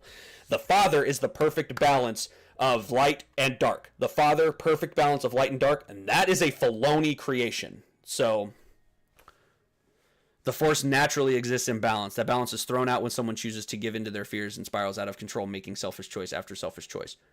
Mm-hmm. Well, technically, Luke has created the Father, the Son, daughter. Mm-hmm. It was Clone Wars, and yep. I mean, a lot of that you saw. I mean, Rebels, the Father, the Son, the three globes that intersect that go around each other. Like mm-hmm. when Ahsoka was searching for this map, right? Mm-hmm. He goes in there. The first thing that you see when she brings up the 3D scan is that you see 1, 2, 3. I was like immediately I said, "Hey, look! It's the Father, the daughter, and the Father, daughter, and the brother." Like they were representing the mm-hmm. three sides of it, and that's that's the best thing about Dave doing this stuff, is that Dave is bringing this through, trying to keep that thing and help us actually know what the Force is. Because back when I was a kid, you watching episodes 4, 5, and 6, it's like all you knew is that you get to throw rocks around and lightsaber fight and have some special abilities. It wasn't until the prequels that you actually got to see a little bit more, and then you get the Clone Wars, you see a lot more. Like, holy crap, like that's awesome. And then you get to see what they're doing now, like did in the sequels with some of the Force things. It's like, if Lucas had that foresight when he did 4, 5, and 6, imagine how crazy the Force would be now. But he didn't, because this story is about a redemption story about a great person that fell to the dark side. That's where it started. It wasn't the Force was just this supernatural, like God, like, you know, Buddha, like all of our religions melted into one, right? So all of the stuff that we talk about, we claim, oh, that's not Star Wars. It's based off of our own freaking history, our own freaking, you know, makeup of humans. And he's just expanding on it. That's the great part about what we're seeing now. And that Dave was able to learn kind of his thoughts on, he had, 40 years of thoughts before he started teaching Dave on where he wanted to go with this. He already had the treatments done for 6 or 7, 8, and 9 way before he ever did 1, 2, and 3. Yep. Like, he had the treatments done for all actually 12. I believe there were supposed to be 12. Yeah. He had treatments done for all 12. Did you read them? The only one I read was the actual episode 7, 8, and 9, where Maul was the new leader of everything. And I'm trying to remember, because I read those, because that was like, those ones were, you had 7, 8, and 9, the original things that Lucas wrote, where you had 7, 8, and 9, where it was Luke was married to Mara Jade, and not Filoni, Lucas, finally he did it. He was married to Mara Jade. They had Ben Kenobi, and then you had Ben Kenobi. You had Ben Skywalker. Then you had Jason. Oh God, what were their names? Jason Solo, Anakin Solo, and what was their daughter's name? Jaina. Jason, Anakin, and Jaina. And it was, hi, Wenchie! And I shit you not, I read those in a fucking day. They were literal scripts. Like, he had written the scripts and he posted them to his Millennium Wookiee or whatever the page was and it's been taken down. It's since been taken down now, but like, he says there's no such thing as a gray Jedi, but I think that's what balance is. Balance is what he wrote Luke as after episode 6. It was, Luke is he has mastered his emotions, and he has allowed himself to master those emotions to give himself more power. He is the perfect embodiment of balance. That to me was what a gray Jedi is, and that was what they were leaning into with Qui-Gon, and what I think they're leaning into with Ahsoka. I'm hoping Ahsoka's more Bendu than Gray Jedi. Like, no, I agree. Gray Jedi is BS to me. Oh, we 100%. already have the Bendu aspect in canon, so let's not get away. 100%. That's what it is. George Lucas has said Gray Jedi is not a thing. I mean, shit. Do you remember the title of the episode? The most recent episode? Shadow Warrior. That's what Filoni titled the episode. I think that was kind of not a tease, because I don't think that's what she's gonna call herself, but I think that was like a little nod to the idea of a gray Jedi, someone who's able to embrace their emotions and use that to make themselves better, which is what she is, which is why she's kind of now Ahsoka the White. She's more like the Bendu now, which I completely agree with. I think that's what they need to do. That is balance. That's going to be perfect balance, is having that force. And I felt like with those treatments, with what he originally wrote with 7, 8, and 9, that was perfect. I thought that was awesome.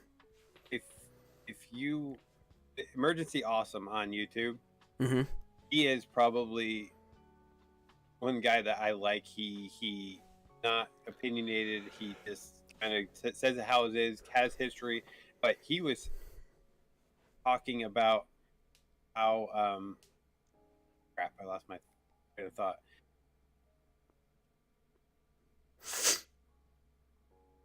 Emergency Awesome. Yeah, Emergency Awesome. He had a great freaking breakdown of this episode and how Anakin and everything happens and why things are happening, and just gives you a little bit more insight into it. And I can't put it in words right now, but it's like, go and watch his stuff, especially on this last episode. Yeah. He has a couple of points that I'm going, yeah, okay. Like I like that idea. Like if it came to fruition, be like that would be a good thing to see and watch. But ultimately, it's like we have to see another Bendu or something like that. And Ahsoka is the only one that could really be that way, or unless Ezra comes in and they kind of build this together. Yeah, man, there's so much they could do, because you obviously, like, where is Ahsoka in the sequel trilogy? Like, what has she been up to? Like, there's so much they could actually tell, because Ahsoka's not there during the sequel trilogy. Like, is she looking at what Luke is doing as just, he's just doing the same old kind of thing, which is why she doesn't stay and why she doesn't join his new Jedi Order? Does she do her own thing with Ezra and Jason and all of them? Does she do their own thing? Like, I don't know. Like, again, the path that this could go, like you said earlier, no one can bitch about it, because there's nothing any of us can say or do or guess. We have no idea. This is now Dave Filoni's world. We're all just fucking living in it. So, okay, I went and looked really quick. The term Shadow Warrior, from what Emergency Awesome was saying, was that it reflects Anakin, what Anakin is doing with Ahsoka right now. Okay. Also, it mirrors what Balin's Skull is kind of that kind of gray Jedi aspect. True. He's a Shadow Warrior. Yeah. He's been a warrior that's been there just in the shadows. Nobody's seen him. And then the actual Shadow Warrior, it's a thing that Kurosawa, like, I guess it was a movie that Kurosawa movie that George Lucas executive produced back in the 60s or 70s or something like that. And it's kind of a nod to all those three things. So when he kind of brought that up, I'm like, that makes, he's hitting three different things. Anakin, Balin, and kind of the Kurosawa kind of aspect of it, which that's what the series is about. The aspect's supposed to be that kind of old kung fu samurai things. The only thing is you don't have badly dubbed audio. Oh my god, dude. You and I could talk about this for fucking hours. We've already almost made it to 2 hours. I didn't even fucking realize how long we've been going. It's almost 10 o'clock my time. Listen, I want to talk more about this, and we're obviously going to talk more about it next week on the podcast, because we're going to discuss. Make sure you guys hit that notification bell, hit that like, hit that subscribe. Next week we will be discussing Ahsoka episode 6 next week.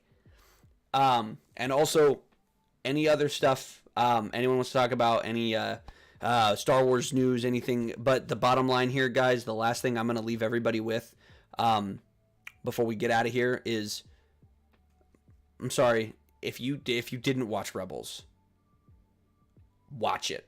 It is so good. Coach and I, huge Star Wars nerds.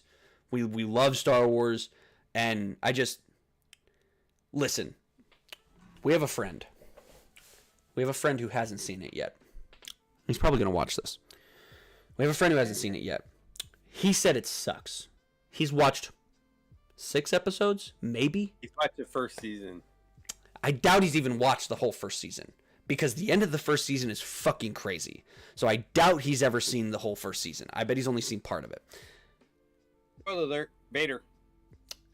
So watch Rebels. If you're watching Ahsoka and you're seeing some things and you're going, Like, there's a perfect part in the most recent episode where Hu Yang says to Carson Teva, Jason has abilities. His father, Kanan Jarrus, was a Jedi. And he goes, okay. Like, that's all the people who never watch Rebels watching this show. Like, they're explaining all these things and all these Rebels things are happening, and they're just going, oh, yeah, okay. And they're just in it because it's good Star Wars. But yeah, watch it. Watch it. Pretty good at that. He's just like, oh, okay. Yeah. Just, like, he's seen it all. Jedi and blah, blah, blah. He's like, oh, you don't have to answer it. I'm gone. Carson Tave's seen it all. He gets it. He's just there he's doing his job.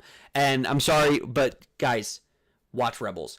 And the main reason I'm saying it now, the main reason he doesn't watch it, one is he might be a little too busy to watch 4 seasons of a television show. But I 100% think he will not watch it because, spoiler alert, the whole Obi-Wan Darth Maul scene, that's why he doesn't want to watch it. Because he's so mad. He's mad about Obi-Wan beating Maul in that way. And I just go back and I look, and we got the closure in this episode, Coach, how young Ahsoka was during that battle, and she fucking beat him. Mm-hmm. She beat him, and he was more powerful during the Siege of Mandalore than he was when he faced Obi-Wan, and Obi-Wan was probably, at that point in time, the most powerful being in the galaxy. It was no fucking contest. No contest. Watch Rebels. George has said, at the time of episode 4, Obi-Wan is more powerful in the Force than anyone. Anyone. He is more powerful in the Force than any single person in the galaxy at that point in time. And when he goes up to face Darth fucking Maul, who lost at the peak of his power to a 17-year-old Ahsoka, who had been out of the Order with no lightsabers for what, a year? No, he lost the peak of his power to a 20-year-old Obi-Wan. Oh, true. And then the resurgence of his power, the second highest peak of his power. Yeah, it's so good. Go watch Rebels. If you haven't watched Rebels, it's phenomenal. It's amazing. It's great Star Wars. Guys, again, anything Filoni touches, if you say everything Filoni touches except Rebels is good, then you haven't fucking watched Rebels. I'm sorry. You watch Rebels from season 1 to season 4. It is better than the Clone Wars, except for season 7 of Clone Wars was freaking balls to the wall, man. I look at season 7 of Clone Wars kind of as its own thing because it is kind of its own separate story from the rest of the story of Clone Wars. It's separate. It's Clone Wars Part 2. You have Clone Wars, then you have Clone Wars Part 2. Guess who wrote it and oversaw it? Dave Filoni. And I just it's very good. It's very good. And I never got to see it. I didn't watch Disney stuff when it was coming out. My dad was just like, fuck it. It's Star Wars. Why not? So my dad watched it, and I come home from school one day, and my dad goes, Wyatt, we need to watch this show together. Because he got through the first season. He got through season 1, I think, and I think he started watching into season 2. And I get home from school one day and he goes, we have to watch this together. I'm done watching where I'm at because there's the thing that just fucking happened is one of the craziest things I've ever seen, and we need to watch this show. And I went, really? A Disney XD Star Wars show? And he goes, yes. And I have not looked back since. I personally think as a whole show, from season 1 to season 4, it is one of the best, if not the best Star Wars show we've gotten. Clone Wars, you can argue. How old were you 10 years ago? 17. I was still in high school. I was a junior in high school. You're throwing me off because I would have been 18. I'm like, wait a minute. I remember as I was just living my own when I made sure I bought the package with XD in my new house to watch Rebels. Yeah. We didn't have anything to stream it on. My dad had to order the DVDs. My dad had to order them, and we got them sent to us. They had to get sent to us in DVDs, yes, in Blu-ray DVDs. I was a senior, might have been a senior in high school. I was 18 when it came out. 10 years ago, I was 18, so yeah, I would have been... 2014, October 3rd. October 3rd, 2014. I was a... Season 1. Okay, I was a... 2014, October 3rd, 2004. I graduated high school in 2014, so I would have been a freshman in college then. So I came home from class. I just remember coming home from something school related, and my dad told me that we needed to watch it. So I was in college. I saw every episode on Disney. Like I didn't miss it. Watch it. I'm sorry, if you're watching Ahsoka without seeing Rebels and it's still crazy good to you, go watch Rebels, come back. Go watch Rebels, come back to Ahsoka. Promise you, it's going to be one of the best experiences you've ever had in terms of Star Wars. But I digress. Coach? Yes. I'm very sleepy. Oh my God. Like I said, man, we could talk about this for hours, and I do think we are going to talk about this a bit amount next week, because I do think next week is going to be fucking insane. I think next week is going to be nuts. I don't know yet, hope though. I mean, it's got to ramp up. You can't have that episode and then give me Senate bullshit. I don't think we will. I think it's gonna. Oh man, dude! I just seeing the bright white light when they were getting ready to jump, and then that was the end of the episode. Do not, please God, do not veer away from Ahsoka. If you veer away and you give us more Senate bullshit with Hera, unless it's good and very well written and really tense, then yes, I'm in. But if it's boring and stupid, I'm not gonna be in for it. But you gotta have some Ahsoka. If you give me a whole episode and Ahsoka doesn't show up once, I'm gonna be pissed off. That like Ariana Greenblatt was young Ahsoka. Yes, she was young. She was young Gamora in Infinity War. She was also in Barbie recent. She was also just in Barbie. She was the daughter in Barbie. If you saw that. Young Gamora. I'm looking at her IMDb. I'm like, I saw her. I'm like, I know her from somewhere. But young Gamora, man. It's the mold. Yep. Yeah, she was phenomenal. Makes sense considering that. They usually recast as people from Marvel to Lucas. Yep. Whew. Why do you have this picture? All right, guys. I think that was. There's a picture of her and Kylo. What? On her IMDb, there's a picture of her and Kylo at the 47 whatever premiere. That prehistoric thing with. I think the other thing I would love to see at the end of the season, just a side bit, her seeing Luke for the first time. I want to see her see Luke for the first time. Nah. Because at this point in time, I know you don't need it. I want it. I don't even know if I want it. Like I do. I just want to see her see him, and just the first like. I just want that to be, you look so much like your father. Like, we got that in Mando, but I want to see them meet for the first time. To me, it's more of, if I want to see something, I want. That's my fan service. I want to see Luke talk to Force Ghost Anakin. I want to see that too. I do want to see that too. If there was a fan service type of thing like that, like, I don't need to see her first meeting with him. I would like to see maybe her meeting after these events with Luke to get him in on the fight as white Gandalf. Coach, we could get both in that scene. Ahsoka shows up, says, "Oh my God, you're Luke Skywalker. You're Anakin Skywalker's son. I'm Ahsoka. I'm basically your bigger sister." It's like I'm basically your older sister. Give me that, and then what you just said, trying to get him in on the fight, but he's Luke. He doesn't want to. He's doing his thing. He's trying to build his Jedi temple. He wants to start the Jedi Order up again. And Force Ghost Anakin fucking pops in behind her and goes, "Luke, you should listen to Snips."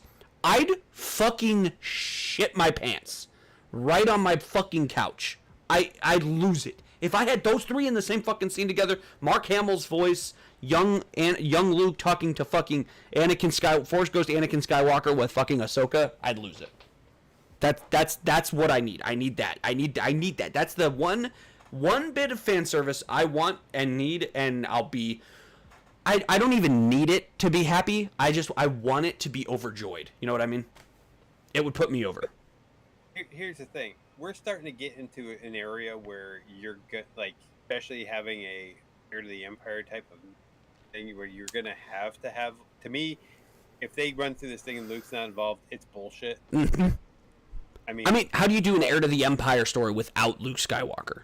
and how do you do an Heir to the Empire story without Senator Organa pushing for them to fight in a Senate aspect, or helping Hera get out of her bullshit so that she can lead her 3 starships into this fight?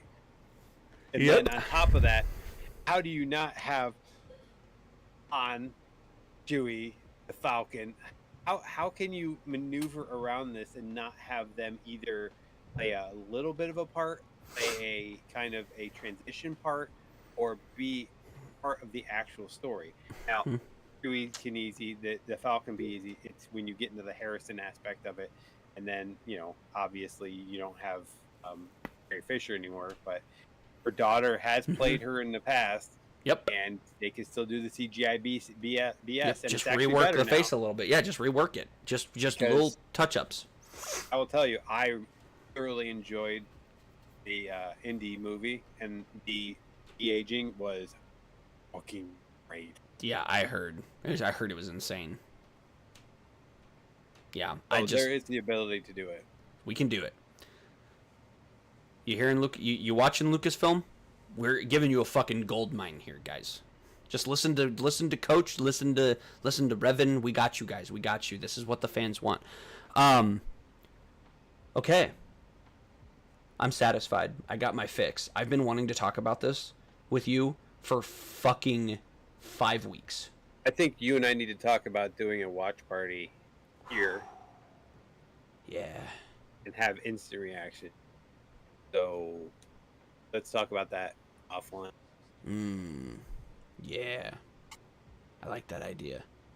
All right. We'll talk about it before I get off. Like, we'll just spend a couple minutes here before I go to bed. Chat, thank you guys so much for hanging out. We love you guys. Coach, where can they find you? On the TikTok, because that's where I live. TikTok. _Vader. Multiple videos a day, chat. Always posting. He's always interacting with his comments. You may be getting lives, you may be not, but you get content, and we got a lot of content, so you got some stuff to scroll through. Absolutely. Guys, I will be live tomorrow on kick.com/thatonenerdrevan. We got our Discord, we got our links in the profile. I'm gonna be playing some Assassin's Creed tomorrow. I have not decided which one I want to play yet. There's three new ones I haven't played yet: Origins, Odyssey, or I've played but I haven't finished them, or Valhalla. So a lot of options. We are officially in the waiting room for Mirage, so we're playing one of those games tomorrow. Who knows? We might do no face cam. Might just let you guys immerse yourself in the beautiful gameplay. We'll see. No one wants to see your face anyway. No one wants to see my face anyway. You guys can't make fun of my nose that way. Yes, I can. I love you, chat. We love you, chat. Thank you guys for hanging out. Ahsoka's fucking amazing. Cannot wait for next week's episode. Coach and I are going to talk about possibly doing a watch party. So keep an ear out for that, guys. All right. Have you seen the full clip of Freddie Prinze Jr. deconstructing the balance in the Force based on what Filoni told him? Yes. If you have not seen that video, go watch it. But if you haven't looked, the picture of Kanan on the dashboard of the Ghost is actually Freddie Prinze Jr., who did a photo shoot for that picture. So there is a possibility that there's more than just a photo shoot. There may be some Force ghosting. Could see Kanan. All right. We love you guys. Thank you guys for hanging out. Put in the comments what you guys think of Ahsoka so far if you've watched it. Hit that like.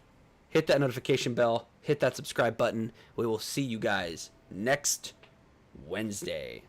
Bye.